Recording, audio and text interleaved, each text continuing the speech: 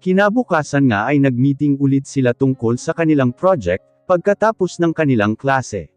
Nagpasa sila lahat ng kanya-kanyang proposal, para sa kanilang project na gagawin. Isa-isang binasa iyon ni Leo. Leo, nagdala akong juice and sandwich, baka magutom ka eh. Wika ni Charm. Thanks. Maikling wika ni Leo. Ngunit hindi man lang ito tumingin kay Charm, patuloy pa rin ito na nagbabasa. Miss, ibili mo ako ng water, wika ni Leo. Ha, ako? Maang na tanong ni Serena kay Leo. Oo, ikaw. Matalim na tingin ni Leo sa kanya. Kumunot ang noo ni Serena, pero may juice ka na ah. Sagot naman ni Serena. Sige na girl, bumili ka na, go. Wika ni Jenny. At napilitan na lamang na tumayo si Serena at sumunod. Pagkabalik niya ay nakita niyang seryosong nagsasalita si Leo, habang nagpapaliwanag tungkol sa project nila. Inilagay naman ni Serena ang dala niyang tubig sa lamesa.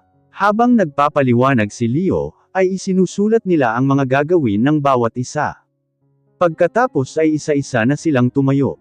Wait, wika ni Leo habang nakatingin kay Serena. Natigilan naman silang dalawa ni Joyce. Ha bakit? Tanong ni Serena. May one ka, dahil late ka. Joyce, you can go, wika ni Leo. Teka, bumili ako ng water mo diba? Sagot ni Serena. Kaya nga, may one ka, wika ni Leo. Umupo ulit si Serena sa upuan. Nang makitang umalis na si Joyce, ay tsaka lamang nagsalita ulit si Leo. Pwede ba tayong gumawa ng project sa bahay nyo? Tanong ni Leo. Ha, ano kasi, nag-aalangan na wika ni Serena. Ano? Tanong ni Leo. Hindi kasi pwede sa bahay, sagot ni Serena. Bakit hindi pwede? Tanong ni Leo. Ano kasi, malayo, wika ni Serena. Malayo. So, gaano kalayo? Tanong ulit nito. Napakamot naman sa ulo si Serena, bakit ba pinagpipilitan nito? Actually, sa kabilang city pa yung bahay namin. Ako, nagre-rent lang ng kwarto dito, paliwanag ni Serena. So, mag-isa ka lang. Wika ni Leo, tango ni Serena. Wala ka na bang ibang sasabihin, may pupuntahan pa kasi ako wika ulit ni Serena. May pupuntahan ka, may date ka, tanong ni Leo. Hindi, may work kasi ako. Sagot ni Serena. Saan? Tanong ni Leo. Malapit lang sa tinitirhan ko. Sige mauna na ako. Tumayo na si Serena at nagmadaling umalis. Wala namang nagawa si Leo. Dahil nagmamadali na si Serena na maglakad papalayo. Nang pagtayo ni Leo ay nakita niya ang notebook ni Serena na naiwan. Agad niyang hinabol si Serena, subalit hindi na niya ito nakita. Itinago na lamang niya sa kanyang bag ang naiwang notebook ni Serena at umuwi na rin. Sa bahay nila Leo, habang nag-aaral si Leo ay napansin niya ang notebook ni Serena. Kinuha niya ito at binuksan ang mga pahina. Nakita niya ang mga iba't ibang drawing ni Serena na nakakamangha. Magaling pala mag-drawing ang babaeng yun. Interesting, wika nito. Sa bandang hulihan ay nakita niya ang kakaibang drawing nito. Isang malungkot na babae na nakaupo sa gilid ng bato ng bangin, at ang ilalim nito ay dagat. Pinunit ito ni Leo at pinagmasdang mabuti, at naisipan niya na idikit ito sa pader. Pagkatapos ay nagpatuloy na ulit siya sa kanyang pag-aaral. Kinabukasan ay nagmamadali si Serena sa pagpasok, dahil malapit na siyang malate. Samantala, habang naglalakad naman si Leo sa koridor, ay nakasalubong nito si Charm. Leo, sigaw nito kay Leo. At huminto naman si Leo. Leo, dinalhan kita ng kape. Malambing na wika ni Charm. Hindi ako nagkakape, wika ni Leo. Teka Leo, hindi pa natatapos ang sasabihin ni Charm, ay biglang may tumulak sa likod niya, at nabuhos ang kape na hawak-hawak niya sa uniform ni Leo. Ay, sabay-sabay na nagsigawan ang mga estudyanteng nandun. Galit naman na titig ang ibinato ni Leo kay Charm. Leo, hindi alam ni Charm kung paano mag-so sorry kay Leo. Biglang tumingin si Charm sa likod niya, at nakita niya si Serena na gulat at kinakabahan. Ikaw, dahil sayo, nabuhusan ko tuloy si Leo, sigaw ni Charm kay Serena. Ha, ako, wika ni Serena. Bumaling naman ang tingin si Leo kay Serena. Oo ikaw. Ikaw yung tumulak sakin. Kung hindi mo ako tinulak, hindi ko sana nabuhusan si, putol na wika ni Charm. Enough! Sigaw ni Leo. Lumapit si Leo kay Serena at, ikaw, sumunod ka sakin. Sabi nito kay Serena. Teka Leo, sorry. I'm so sorry, habol na wika ni Charm. Napakamot na lang sa ulo si Serena, habang sumusunod kay Leo. Sumunod lang siya ng sumunod kay Leo, hanggang sa nakarating sila sa locker room. Huminto si Leo sa paglalakad. Come here, utos ni Leo. Agad namang lumapit si Serena. Ibinigay ni Leo ang bag niya kay Serena at sinusyon ang kanyang locker at binuksan ito. Sorry Leo, di ko sinasadya, mahinang wika ni Serena. Habang nagsasalita si Serena, ay naghuhubad naman si Leo ng nabasang uniform. Bigla namang natigilan si Serena sa pagsasalita nang biglang lumapit si Leo, at isinangga ang dalawang kamay niya kay Serena. Napalunok si Serena sa posisyon nilang iyon, halos magkalapit sila ng mukha at katawan. Napagmasdan din niya ang magandang katawan nito at abs. Talaga lang di mo sinasadya. Matalim na titig ni Leo kay Serena. Halos hindi naman makasagot si Serena, dahil sa posisyon nilang iyon, napasandal siya sa locker, at ngayon lang din siya nakakita ng lalaking nakatopless. At super lapit pa ng mukha ni Leo sa kanya, na tila ba siya hahalikan nito. Hindi ko naman talaga sinasadya yun. Nagmamadali kasi ako kaya, putol na wika ni Serena. Kaya di ka tumitingin sa dinadaanan mo. Wika ni Leo. Sorry na, wika ni Serena. Sorry lang. Alam mo bang ngayon lang ako napahiya? Wait, pangalawa na pala ito. Yun una, ay bigla mo akong inupuan. Galit na wika ni Leo. I'm sorry, ano bang gusto mong gawin ko? Tanong ni Serena. Labhan mo tong damit ko. Utos ni Leo sa kanya. Okay, sige ako na maglalaban ito, wika ni Serena. Inayos ni Serena ang damit ni Leo na nabasa, at inilagay sa loob ng bag niya. Habang si Leo ay nagbibihis ng bagong uniform. Nang makita ni Serena na nakabihis na si Leo, ay iniabot na niya ang bag nito. At tumalikod na siya para umalis, subalit mabilis siyang hinhila ni Leo sa braso, at bigla na lamang siya nitong hinalikan. Gulat naman si Serena, sa ginawa ni Leo. Marahan ang paghalik na iyon ni Leo, subalit nung sinusubukan na niyang itulak si Leo, ay ramahas ang mga halik na iyon. Mapagparusa at halos kapusin na ng hininga si Serena. Kaya naman, pinapalo na niya si Leo sa dibdib nito, subalit pahigpit pa ng pahigpit ang yakap nito sa kanyang katawan. Narinig niyang parang may taong paparating, tsaka lamang siya biglang binitiwan ni Leo, habang nakangisi ito sa kanya. How dare you? Wika ni Serena at sabay sampal kay Leo. Nagulat naman si Leo sa ganting sampal na iyon ni Serena. Namula ang pisngi niya dahil dito. Ikaw, galit na wika ni Leo, at susubukan na halikan siya muli, ngunit. Leo, tawag ni Alfred kay Leo. Napahinto naman si Leo sa gagawin sana. Tara na, malilate na tayo. Yaya nito, hindi pa tayo tapos. Pagbabante niya kay Serena, habang nakatitig ito ng masama sa kanya. Pagkatapos ay dumiretso na sila sa room, si Serena naman ay naiwang mag-isa. Hindi niya alam kung ano ang dapat maramdaman.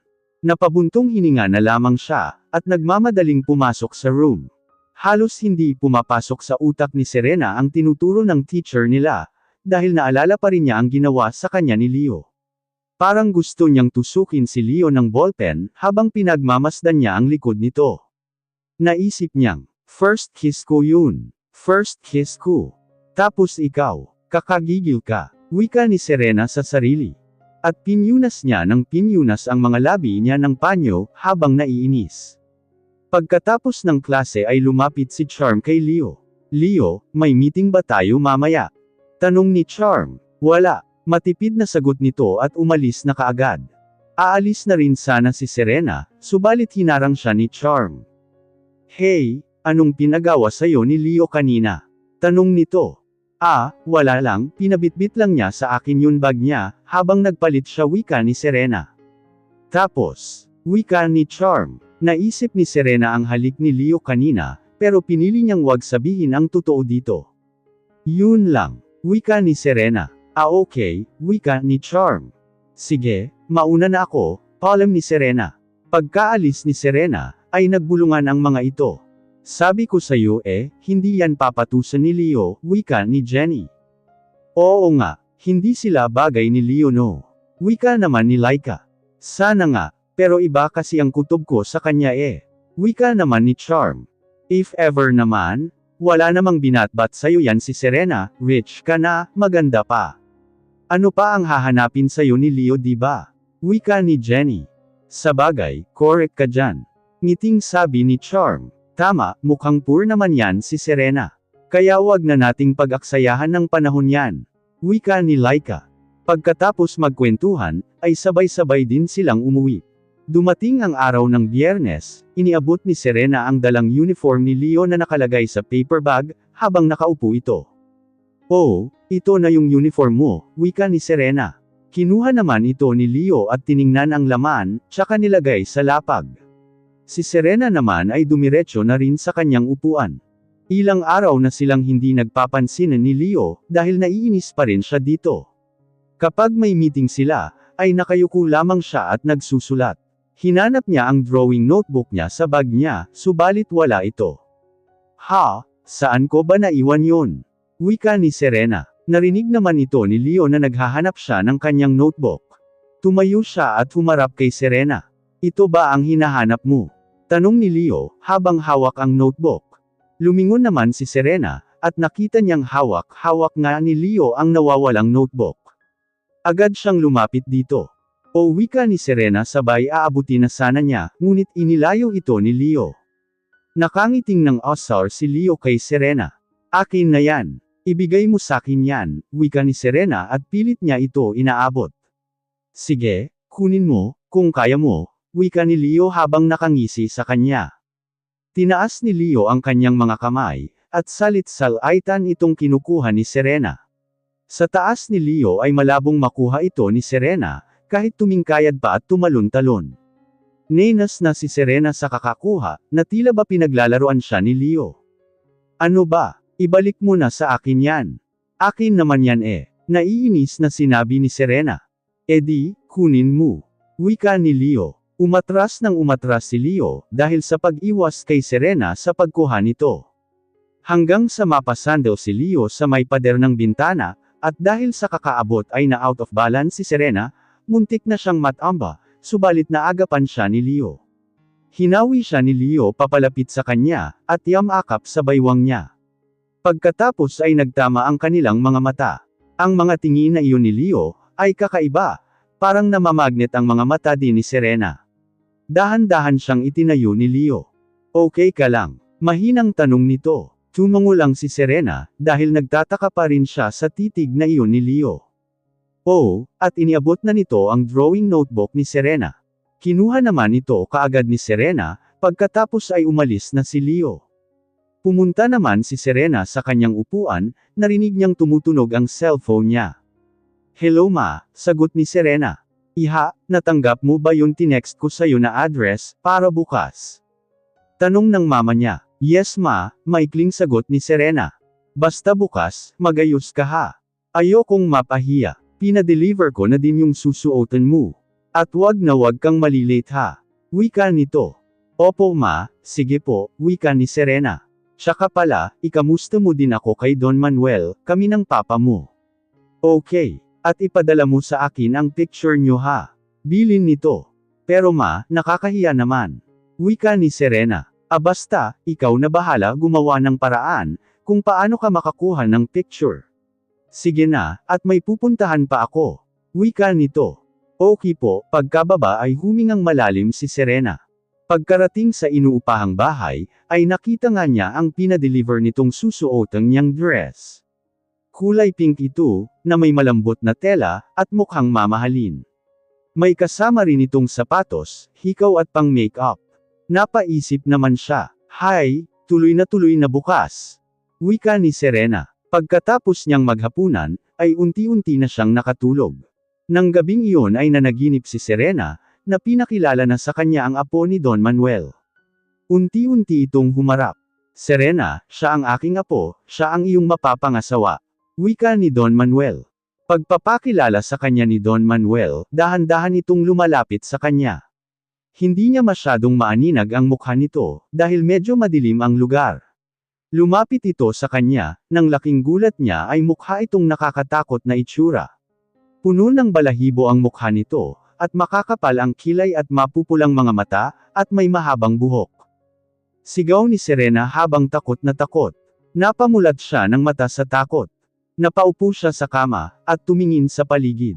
Nasa kwarto pa rin siya. Hay, buti na lang panaginip lang, wika ni Serena sa sarili habang sapo ang kanyang noo. Agad siyang tumawag sa mama niya, pero hindi ito sumasagot, kaya naman tinext na lang niya ito. Ma, wag na lang kaya ako tumuloy. Text ni Serena. Ano, wag na wag kang outrage. Sinasabi ko sa'yo, ilang beses na yan Serena ha. Sana naman ngayon. Pumunta ka na. Lagi na lang kami napapahiya ng papa mo. Sagot ng mama niya. Pero kasi ma, hindi pa ako handang mag-asawa. Text ulit ni Serena. Handa ka man o hindi, kailangan mong pumunta. Magbihis ka na at magpaganda. Bilasan mo na, at baka malate ka pa. Text ng mama niya. Napasimangot na lamang si Serena, tiningnan niya ang oras mag-aalas 10 na ng umaga. Kaya naman naligo na siya. Ang oras na sinabi ng kanyang mama ay 11:30 AM, kaya nagmadali na din siyang mag-ayos. Medyo hindi naman kalayuan ang pupuntahan niya, pero sabi nga ng mama niya, ay dapat hindi siya malate. Inayos ni Serena ang kanyang buhok, at naglagay ng konting make-up. Sinuot din niya ang hikaw na pinadala sa kanya ng kanyang mama. Bumagay sa kanya ang kanyang ayos, simple lang pero lumabas ang kanyang ganda. Tiningnan niya ang mukha sa salamin. Hindi siya masyado sanay mag-make-up, pero kahit papaano ay tinuruan siya ng mama niya. Pagkatapos ay umalis na siya, at tumawag ng taxi papunta sa address na binigay sa kanya ng mama niya. Nagulat siya nang makarating siya doon, sobrang laki ng bahay. Chinek niya ulit ang address, tama naman ito. Huminga muna siya ng malalim bago nag-doorbell. Agad naman siyang pinagbuksan ng guard. Kayo po ba si Ma'am Serena? Tanong nito sa kanya. Opo, sagot niya. Pasok na po kayo, wika nito sa kanya. Pagkapasok niya ay nakita niya ang isang babaeng nakatayo at nakangiti sa kanya, nakasuot ito ng uniform na pang-maid. This way ma'am, magalang na itinuro nito sa kanya ang daan. Sumunod naman si Serena, habang naglalakad ay nakita niya ang malawak na garden, na puno ng mga flowers. Sa bandang kanan naman, ay napansin niya ang mahabang swimming pool. Namangha din siya sa laki ng bahay, pagkapasok niya dito. Puro mamahalin ang mga kagamitan, at puro ginto ang mga disenyo. Para siyang pumasok sa palasyo, sa isip-isip niya. Bigla tuloy niya naalala ang panaginip niya kagabi. Lalo tuloy siyang kinabahan. Ma'am, umupo muna po kayo, tatawagan ko lang po ang Don, mahinahon na wika nito. Pagkaupo niya sa malambot na sofa, ay napansin niya sa lame sita ang pagkain na nakahanda. May juice at slice na sandwich at mga iba't ibang prutas. Napansin din niyang may dalawang nakatayong katulong sa may paanan ng hagdan. Ano sila, mga gwardiya sibil? Wika niya sa sarili habang kumakain ng ubas. Habang naghihintay ay luminga-linga ulit siya ng tingin. Mukhang mayaman talaga sila Don Manuel sa isip-isip niya.